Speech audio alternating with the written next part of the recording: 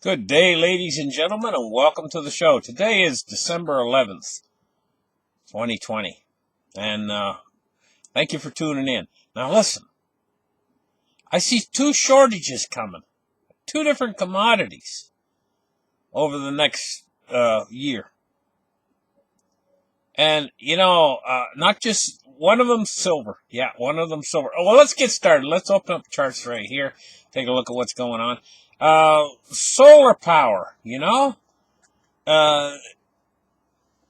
Well, right now, well, the way things are going, the whole world economy is kind of like slowed right down. It's kind of pittering along, and that's because of this virus that's out there.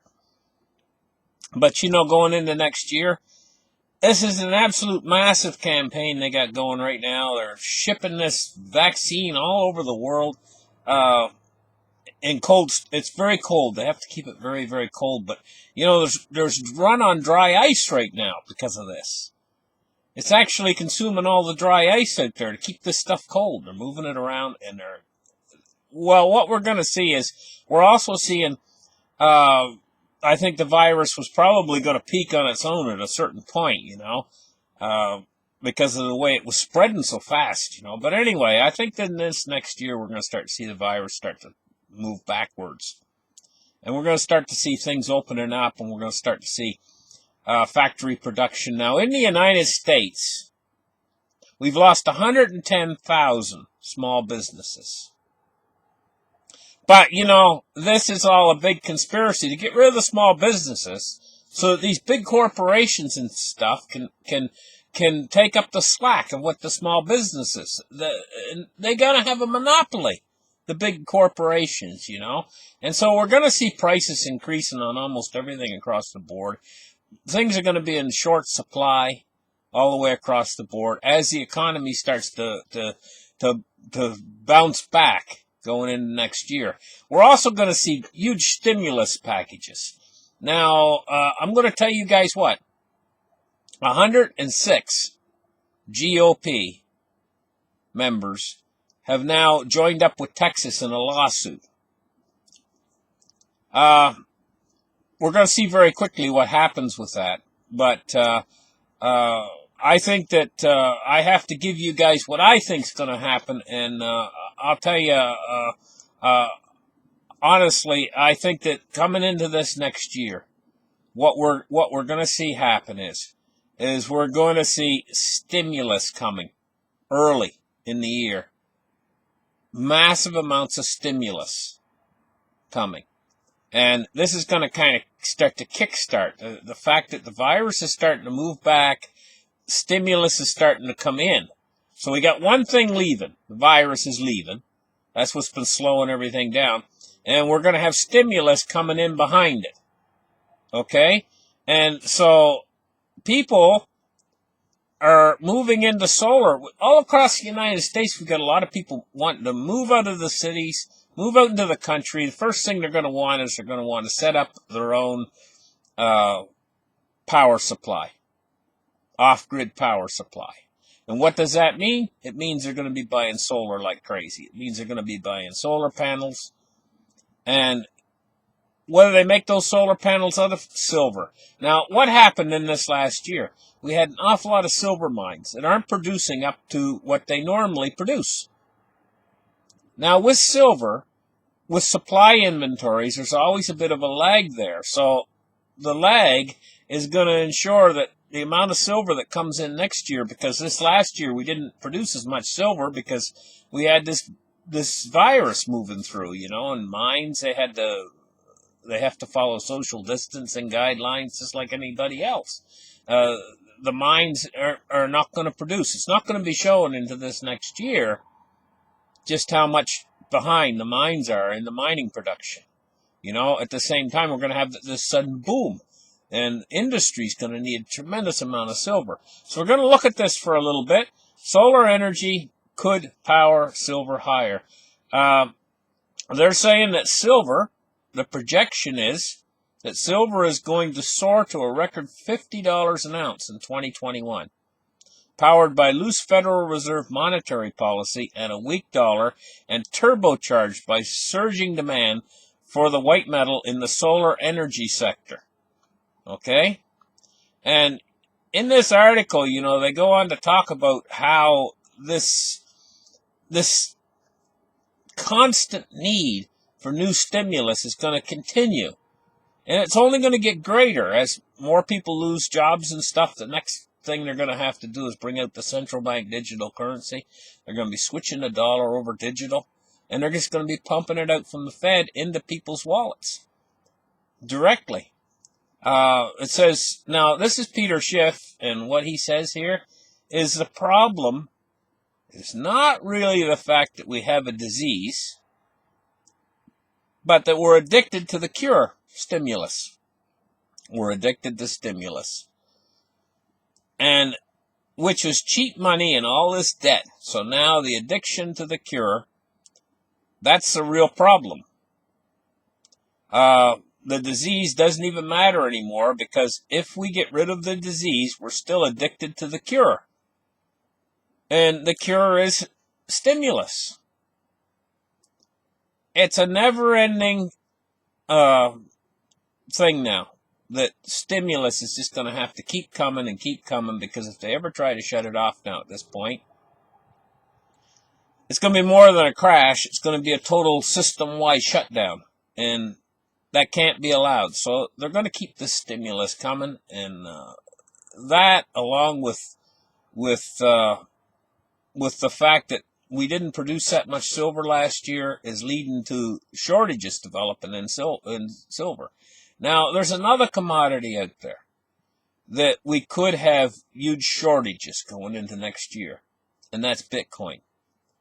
And it's because of Bitcoin's limited supply. And it's because every 4 years they do what's called a halving, where only half as much Bitcoin comes from the miners every 4 years, And this is a huge problem, because we've got two players out there right now buying all the mining supply, all the new Bitcoin, or basically all that's coming out of the ground is being bought by just two players. And what does that leave for everybody else? And going into this next year, demand could increase exponentially for Bitcoin, so we could be having actual Bitcoin shortages, where the price is going to go up on Bitcoin if we do get a shortage in Bitcoin, it's not available, the price will go up immediately till it reaches a level where people will sell back into the market, or hopefully. We got an army of HODLers out there at the same time.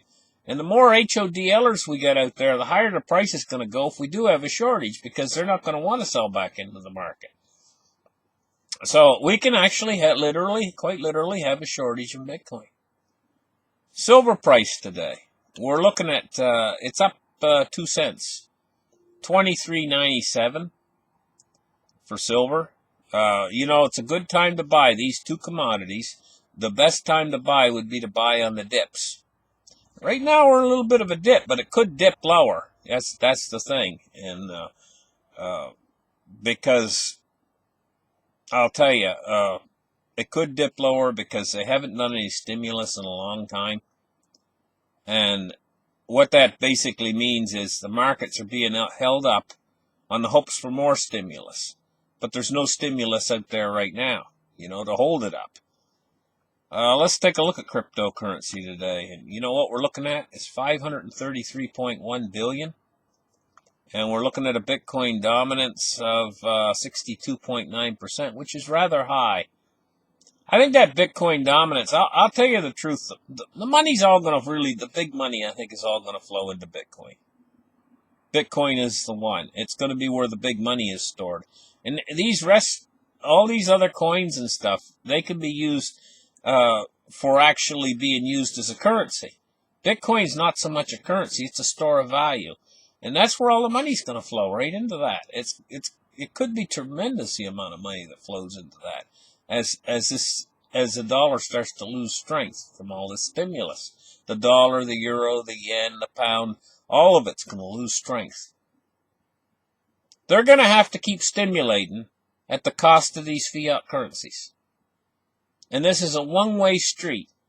And yeah, it's like if you're driving down a one-way street, sometimes you'll slow down and stop your car. You're not making much progress. Well, that's where we are right now. They've stopped the car. They're not stimulating right now. But there's only one direction they can go. They're going to have to start stimulating again. The car's going to start moving down that one-way street again. So here we go, boys. Just going to see prices. Once they start up again, the prices are just going to start to go up on all these commodities, like silver and Bitcoin. Dow Jones Industrial Average today is down 125 points.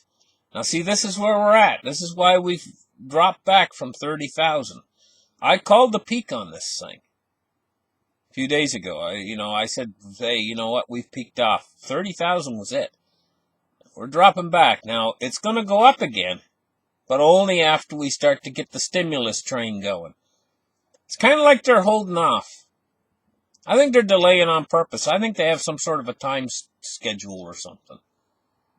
They're waiting for 2021, for these changes. That it's all part of a program or something they got going. I don't know exactly what their agenda is or how they're pacing this, but it's pointing toward this next year, us getting past January, and then things are going to start to move again.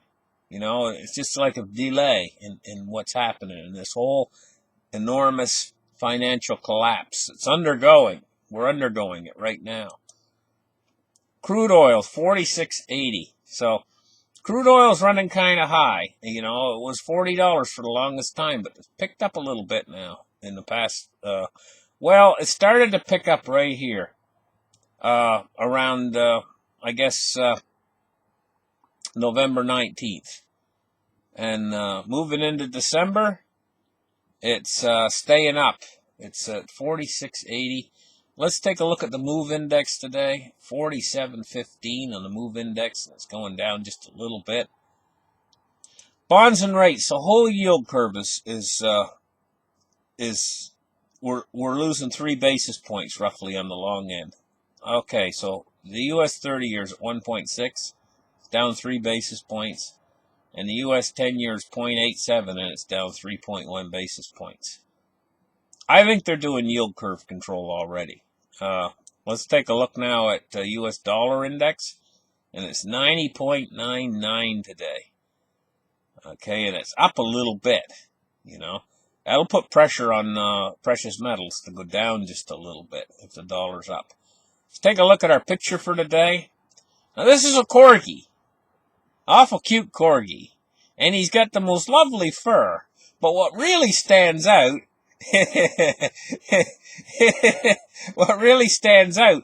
is his backside, his posterior. But here's the thing, guys. I was looking at this picture and I was saying to myself, where in the heck is his tail? He's got beautiful fur. I've never seen such a beautiful fur he's got. It's just thick and somebody's combed him for a long time. Whoever owns him, his master or whatever, they must have combed him for a long time to get that fur in such nice condition, and everything. But where's his tail? Anyway, listen, guys, thank you. Funny to look at. Thank you for listening to my show. Like and subscribe and give me a thumbs up. And we'll catch you guys in the very next episode. Bye-bye.